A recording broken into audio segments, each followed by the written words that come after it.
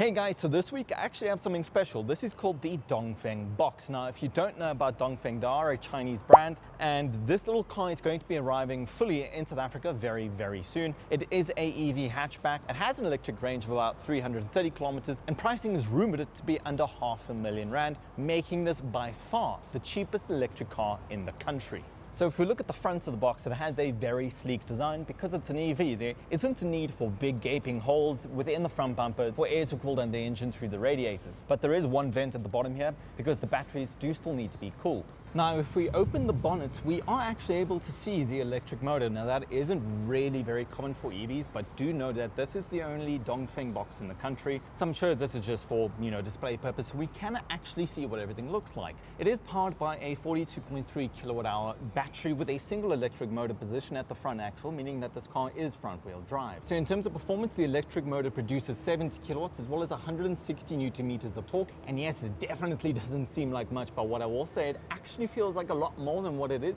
You do also have three different driving modes: economy, comfort, and sport. You do feel a difference between the three of them. And one thing I will always say is that the electric range is actually very accurate. It's not where you're driving, and I've driven many different EVs, where it will just gradually go down as you drive because you have the aircon on and everything else. You can drive with the aircon in this car, and the range doesn't substantially drop as you would expect it to. Now, another thing I will say is that the size of this car is extremely deceiving. It looks like a hatch because it is a hatch. However, it's actually pretty big. So if I open the front door and I hop in the passenger seat, there is a lot of legroom, not to mention that there's even more space in the back. So of course, because this is electric, you do have your charging ports. Now, you do get a home charger where you will charge via AC. It is your standard wall-mounted plug, so that would simply be the top socket. Then when you go to a charging stations generally have both DC and AC available. If you can always opt for DC, it is much faster with full DC charging capabilities. Now, charging time, of course, depends where you are charging. If you do charge from home, you can expect it to take pretty much 10 to 11 hours. So it's best to just charge it overnight, plug it in and go to sleep. Now, if you are at a charging station and you do manage to plug into a DC charger, which will typically charge at about 30 kilowatt hours, if you do find a fast charger, sometimes they charge up to 60 kilowatt hours. Now, what that means is that with a car like this, it would take probably about half an hour to 45 minutes, 50 minutes for a full charge. If you go to a fast charging station, you can look at about half that time. So if I hop inside the front of the Dongfeng box, you really have a futuristic feel. Now, a lot of EVs have opted for this look where you don't have this enormous transmission tunnel through the center. Some EVs have kind of kept that look so that the customers don't feel foreign to new products. Now, with this car, you do have a very nice interior. It is full leather. The center, you do have your center armrest with an enormous center console, a wireless charger that is also cooled so your phone doesn't overheat. You have a lot of stowage space at the bottom, as well as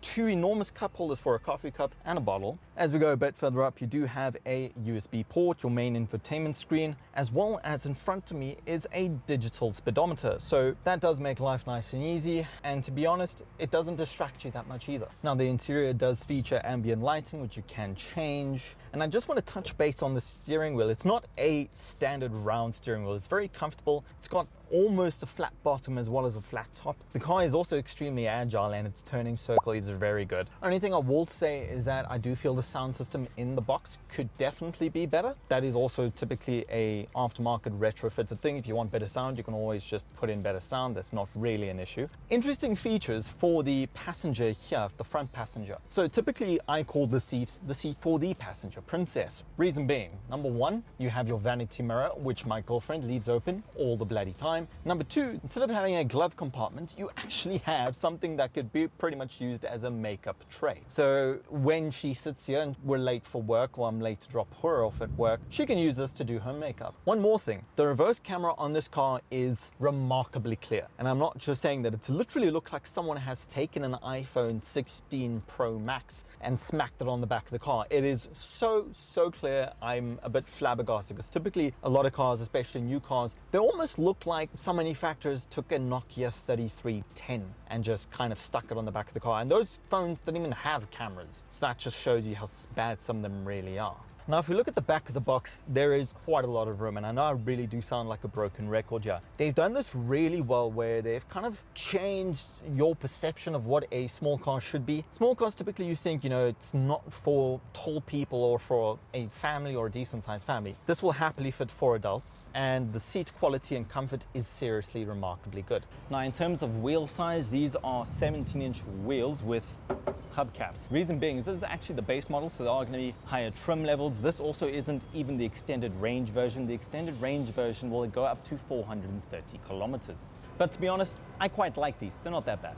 So driving the Dongfeng BOX is actually quite a cool little experience, and I think the Chinese look, as much as I'm not always the biggest fan of Chinese cars, the first time I'm driving a Chinese electric car, this is kind of a different experience because I've driven a lot of different electric cars, Mercs, Jags, Volvos, kind of the whole lot of them. And what I typically find is that, you know, the experience is 95% of the time about the power. And electric cars are known for having the instantaneous torque because there's a single gear and all of that jazz. But with this, there's 70 kilowatts and 160 Newton meters of torque. Now, it really isn't a lot, but what I will say is the car's pretty light, so it is actually very nippy. It doesn't feel like it's matching those figures. It feels like it's a bit higher, but it's more than enough that you'll actually ever need to get around town, to get to work and back home and pick up the kids from school and go do groceries. I mean, the boot is also enormous. We do also have 3 different driving modes: Eco, Comfort, and Sport. I'm currently driving in Comfort, and look, the ride quality really isn't that bad. This car is on 18-inch wheels with a fairly good sized tire. The comfort is definitely there. But also, speaking of comfort, the interior of this car is actually extremely comfortable. There is leather literally just about everywhere except for the dash and the screens, and obviously the roof lining. So they've definitely nailed the affordable luxury conversation very well, because for this price brackets and these kinds of cars, you don't always get a lot of luxury and leather materials and soft touch materials. Now, I've taken a few people for a drive in the Dongfeng BOX, and a few of them have actually said they would happily buy it, and they would buy it for their kid or for themselves, whatever the case is, because it will perfectly suit what they need. They just need to get to and from places, and they're not worried about doing it in 0 to 100 times of 2.9 seconds and breaking the land speed record. So the Dongfeng BOX, its pure priorities being a very good electric car, simply in the sense of getting people from A to B and doing it in comfort and luxury, being able to have fun. I mean, everything's pretty quirky. The fact that you have a makeup tray, there is customizable ambient lighting, and even though this only has 70 kilowatts, it still gets in front of just about every other car on the road. The infotainment screen is fairly responsive. It's pretty cool. I do know that Dongfeng are busy developing Apple CarPlay and Android Auto for the BOX and all of their other models, which are going to be coming into the country. It does connect via Bluetooth. You can have hands-free phone calls and listen to music. That isn't an issue. You are also able to download a mobile app in which you can mirror your cell phone screen. Now, there are a few other car manufacturers. I know Bike is one of them, where it's a very similar scenario. You can mirror your cell phone screen. Now, what that means is that you're on actually able to control your cell phone functionality from the screen. You still have to do it from the cell phone, but it's simply there in case you just want to have a GPS on and you can use it. And because you are still connected via Bluetooth, you are able to just still accept phone calls and decline phone calls with the multifunction steering wheel as well. So it's still fairly usable. Other than that, this car is pretty cool. It's pretty usable. It turns a lot of heads. But another thing, it's not only going to be coming in this kind of Lumo green color. We are going to be getting it in a range of different colors, a lot of pastel colors. And in terms of range, this car has a range of 330 kilometers, as I've said, as well as the range extended version is going to be giving you 430 kilometers. Now, I know to a lot of people that still doesn't seem like a lot, because in a internal combustion engine car, depending on the car, you can get 400, 500, 600, 800, 900 to 1,000 kilometers of range. And that's true, you can. But I think what people are forgetting is that electric cars are much cheaper